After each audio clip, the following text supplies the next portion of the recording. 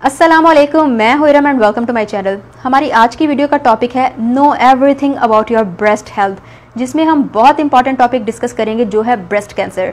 Recently मेरी एक friend जो कि 23 या 24 साल की थी और उसका 1 साल का भी अभी बेटा नहीं हुआ था और उसकी ब्रेस्ट कैंसर से डेथ हो गई। क्यों? क्योंकि उसको टाइम पर पता ही नहीं चला। WHO यानी वर्ल्ड हेल्थ ऑर्गेनाइजेशन के मुताबिक इस टाइम दुनिया में 2.1 मिलियन फीमेल्स हैं जिनको ब्रेस्ट कैंसर है और रिसेंट सर्वे के मुताबिक इस टाइम पाकिस्तान में 9 में से 1 फीमेल को ब्रेस्ट कैंसर का रिस्क है। यहाँ पर मैं एक बात बता दूं कि एक रिस्पॉन्सिबल सिटीज़न और इन्फ्लुएंसर होने के नाते मैं समझती हूँ कि ये मेरी ड्यूटी है कि मुझे ब्रेस्ट कैंसर अवेयरनेस के हवाले से जो भी इंफॉर्मेशन है वो मैं आप लोगों से ज़रूर शेयर करूँ, ताकि हम सब मिलकर इस बीमारी को जिस हद तक कंट्रोल कर सकते हैं करें। तो चलें इसके बारे में डिटेल से जानते हैं। तो ब्रेस्ट कैंसर की अगर हम साइंस की बात करें तो उसमें सबसे बड़ा साइन ये है कि अगर आपके ब्रेस्ट की साइज़ या शेप में आपको किसी भी किस्म का अनयूजुअल चेंज नज़र आता है तो इसका मतलब है कि हाई टाइम है डॉक्टर के पास जाने का। उसके अलावा अगर आपको अपने ब्रेस्ट पर ख़ारिश हो रही है कंटिन्यूसली कई दिन से, उसके अलावा किसी भी किस्म की आपको स्वेलिंग हो गई है, अगर आपके निपल्स में से लिक्विड आ रहा है या फिर ब्लड आ रहा है, और उसके अलावा अगर आपके ब्रेस्ट की स्किन थिक हो गई है या फिर आपके ब्रेस्ट और आपके जो बगल का एरिया है वहाँ पर आपको किसी भी किस्म की कोई गिल्टी हो गई है, उसके अलावा अगर आपकी ब्रेस्ट एरिया की रंगत बदल रही है या फिर आपकी स्किन मोटी हो रही है या फिर अगर आपके ब्रेस्ट का कोई भी एरिया सुन्न हो जाता है, तो अगर इनमें से कोई भी साइन आपके साथ हो रहा है और काफ़ी दिन हो गए हैं तो इसका मतलब है कि it is high time to see a doctor. अगर हम ब्रेस्ट कैंसर होने के रीज़न्स देखते हैं तो उसमें सबसे बड़ा रीज़न ये है कि आपकी बैड फूड चॉइसेस, क्योंकि आपको पता है कि आजकल हम लोगों को जो फूड मिलती है वो खालिश तो होती नहीं, हर एक फूड को तकरीबन हार्मोनल इंजेक्शंस दे के आर्टिफिशियली ग्रो किया जाता है। तो वो हार्मोन्स, नकली हार्मोन्स जब आपकी बॉडी में जाते हैं तो वो पता नहीं क्या क्या गंद करते हैं। उसके अलावा नेक्स्ट चीज़ है कॉन्ट्रासेप्टिव पिल्स या फिर बर्थ कंट्रोल पिल्स पर हैं आप, या फिर हार्मोन्स कंट्रोल करने की कोई भी हार्मोनल पिल्स पर हैं आप, तो भी ऐसा चांस है कि आपको ब्रेस्ट कैंसर हो सकता है। उसके अलावा अगर आपका वेट ज़्यादा है या आपका लाइफस्टाइल इनएक्टिव है, फिर जैसे जैसे आपकी एज बढ़ती है तो भी आपको ब्रेस्ट कैंसर के चांसेस बढ़ जाते हैं। और लास्टली आपकी जीन्स, अगर आपकी फैमिली में किसी भी फीमेल को, जैसे कि आपकी नानी, दादी, चाची, खाला, फुफ्फो, माँ, बहन, किसी को भी अगर ब्रेस्ट कैंसर है तो चांसेस हैं कि आपको भी हो सकता है, इसलिए एहतियात ज़रूरी है। अगर हम इसको किस तरह से इससे बच सकते हैं या किस तरह से ख़ुद को इससे सेफ़ रख सकते हैं उनकी बात करें तो उसमें सबसे पहले तो यह कि आप अपनी फूड को जितना भी आप फ्रेश खा सकते हैं आप अपनी फूड फ्रेश खाएं। वेजिटेबल्स, फ्रूट्स, इनको अपनी डाइट का हिस्सा ज़रूर बनाएं। अगर आप ओवरवेट हैं तो अपना वेट कंट्रोल करें, और अगर आप ओवरवेट नहीं भी हैं फिर भी आप कम से कम 4 से 5 दफ़ा हफ्ते में 30 से 40 मिनट की किसी भी किस्म की एक्सरसाइज या वॉक ज़रूर करें। अगर आप किसी भी किस्म की हार्मोनल मेडिसिन पर हैं या फिर कॉन्ट्रासेप्टिव पिल्स ले रहे हैं तो अगर आप उनको अवॉइड कर सकते हैं तो कोशिश करें उनको अवॉइड करने की। और जो बहुत इंपॉर्टेंट चीज़ है वो है टाइमली डायग्नोसिस। जितनी जल्दी आप डायग्नोस कर लेंगे उतनी ही जल्दी आप ट्रीटमेंट स्टार्ट करेंगे, और जितनी जल्दी ट्रीटमेंट स्टार्ट होगा उतने ही हाई चांसेस हैं कि आप ब्रेस्ट कैंसर को पीछे छोड़ सकते हैं, उससे छुटकारा हासिल कर सकते हैं। तो ऊपर जो भी मैंने आपको साइंस बताए हैं, अगर उनमें से कोई भी साइन आपके साथ हो रहा है तो बजाय इधर उधर से पूछने के या लोगों की बातें सुनने के, सबसे बेस्ट है कि आप डॉक्टर के पास फ़ौरन से पहले चले जाएं। इवन कि अगर आपकी फैमिली में भी किसी के साथ इस तरह का कोई इशू है तो आप उसको डॉक्टर के पास लेकर जाएं।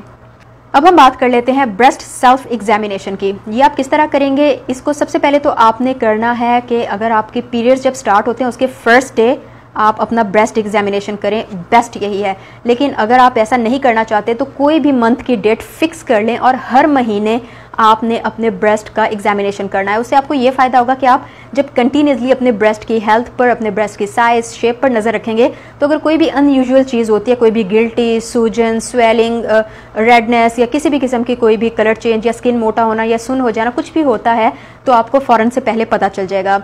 दूसरी चीज़ ये है कि आपने ब्रेस्ट एग्जामिनेशन किस तरह करना है, तो आप आईने के सामने खड़े होकर करें या लेट कर आप करें। सबसे बेस्ट टाइम है नहाते हुए आप करें। नहाते हुए ये है कि आप क्योंकि फ्री होते हैं, रिलैक्स्ड होते हैं, तो उस टाइम आप अपने ब्रेस्ट का एग्जामिनेशन ज़्यादा अच्छे तरीके से कर सकते हैं। उसके अलावा जिन चीज़ों का ब्रेस्ट एग्जामिनेशन करते हुए आपने ध्यान रखना है वो ये है कि आपके ब्रेस्ट की साइज़ और शेप क्या है। उससे ये फ़ायदा होगा क्योंकि जब ब्रेस्ट कैंसर होता है तो आपके ब्रेस्ट के साइज़ और शेप पर ही फ़र्क पड़ता है। तो अगर आपको थोड़ा सा भी अनयूजुअल साइज़ या शेप नज़र आएगा तो आपको पता चल जाएगा कि हाँ कुछ प्रॉब्लम है। और उसके अलावा आपने जो दूसरी चीज़ का ख्याल रखना है वो है कि नेचुरली आप किस तरह फील करते हैं। उससे ये फ़ायदा होगा कि आपको पता होगा कि मेरे ब्रेस्ट की नेचुरल फील क्या है। तो अगर आपको किसी भी किस्म की पेन होती है या आपको गिल्टी फील होती है या आपको सूजन या आपको जो है हाथ लगाने पर कुछ फील ही नहीं होता तो आपको पता चल जाएगा कि हाँ ये इंडिकेशन है कि कुछ प्रॉब्लम है, तो आप डॉक्टर को टाइम पर मिल सकते हैं। अब हम बात करते हैं कि ब्रेस्ट का सेल्फ एग्जामिनेशन किस तरह से किया जाए। तो उसके लिए आप 3 उंगलियां लें और आपने अपने जो आपका गर्दन से नीचे का एरिया है, छाती का एरिया है, वहां पर आपने 3 उंगलियों से हल्का हल्का प्रेस करना है। उससे ये फ़ायदा होगा कि आपको अगर किसी भी किस्म की कोई गिल्टी है या आपको कोई पेन है तो आपको पेन फील होगा, आपको अगर स्किन सुन है तो वो फील होगी, अगर किसी किस्म की कोई गिल्टी है तो आपको वो फील होगी। इस तरह से प्रेस करते करते आप अपने अंडर आर्म्स, आप अपनी बगल तक जाएंगे और बगल के एरिया को आप प्रेस करें क्योंकि ज़्यादातर गिल्टियाँ आपको बगल के एरिया पर ही मिलती हैं। उसके अलावा आपने अपनी ब्रेस्ट की साइड्स पर भी उंगलियों से इस तरह से हल्का हल्का प्रेस करना है और आपको पता चल जाएगा अगर किसी भी किस्म का गिल्टी होगी। ये आपने ध्यान रखना है कि आपने अपने राइट हैंड से लेफ़्ट ब्रेस्ट को आपने एग्जामिन करना है और लेफ़्ट हैंड से राइट ब्रेस्ट को एग्जामिन करना है। उसके अलावा आप ये करें कि लेट जाएं। लेटने की वजह से क्योंकि आपके मसल्स ढीले हो जाते हैं, आपके मसल्स रिलैक्स मोड में आ जाते हैं और अगेन आप 2 उंगलियों की मदद से अपने ब्रेस्ट एरिया को, पूरे ब्रेस्ट एरिया को आपने हल्का हल्का प्रेस करना है। राइट हैंड से आपने लेफ़्ट पर जाना है और लेफ़्ट हैंड से आपने राइट पर जाना है। और इससे ये होगा कि अगर किसी भी किस्म की कोई भी गिल्टी होगी, किसी भी किस्म की स्वेलिंग होगी, किसी भी किस्म की सूजन होगी, आपको पता चल जाएगा। अगर आपको बहुत डिटेल में ब्रेस्ट एग्जामिनेशन का प्रोसेस चाहिए तो उसका मैं आपको ये लिंक दे रही हूँ। इसी लिंक को मैं डिस्क्रिप्शन बॉक्स में भी पेस्ट कर दूंगी और इसी लिंक को मैं कमेंट सेक्शन में भी पिन कर दूंगी। आप वहाँ पर जाके बहुत डिटेल में प्रोसेस दिया हुआ है, आप देख सकते हैं। और लास्ट में मैं आपको ये कहना चाहूँगी कि ब्रेस्ट के हवाले से हर किस्म के रिजल्ट के लिए आप तैयार रहें। ऐसा नहीं है कि आप डर जाएं, ऐसा नहीं है कि आप खुद से ट्रीट करने लग जाएं, ऐसा नहीं है कि आप किसी से छुपाएं। अगर आपको ज़रा से भी कोई भी चेंजेस फील हो रही हैं खुद में तो फ़ौरन या तो खुद डॉक्टर के पास जाएं या फिर अपने आसपास की किसी भी फीमेल से ज़रूर कंसल्ट करें। और हाँ लेडीज़, एक बात मैं आपको कहूँगी, मैमोग्राफी साल में 1 दफ़ा ज़रूर करवाएं। स्पेशली अगर आप 30 से ऊपर हैं और अगर आप 40 से ऊपर हैं फिर तो आपको हर सूरत में अपनी मैमोग्राफी ज़रूर करवानी है।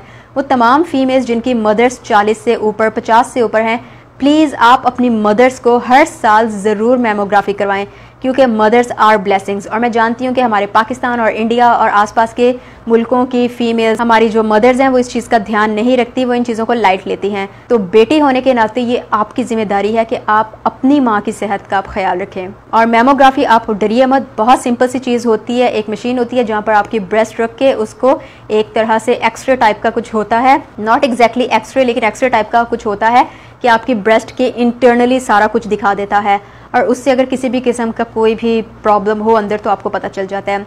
तो साल में 1 दफ़ा ये ज़रूर करवाएं। तो ये तो थी आज की वीडियो। उम्मीद है आपको वीडियो यूज़फुल लगी होगी। आपसे फिर मुलाकात होगी। अपना ख़ास ख्याल रखें लेडीज़, अपना ख़ास ख्याल रखें। अल्लाह हाफिज़।